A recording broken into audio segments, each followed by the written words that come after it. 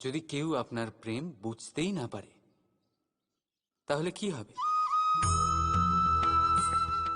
কেউ উদাস হয়ে যাবে, কেউ কেউ ছলনা করে প্রেম পেতে চাইবে, আর কেউ বল প্রয়োগ করে প্রেমের ওপর অধিকার ফলাতে চাইবে।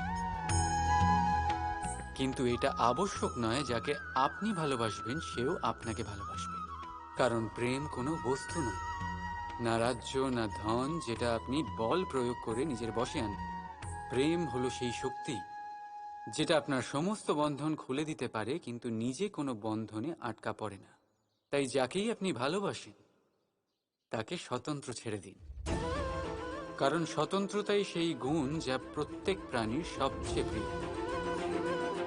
প্রেম যদি সত্যি হয় তাহলে সে অবশ্যই বুঝতে পারবে। ততদিন নিঃস্বার্থভাবে প্রেম করে যান,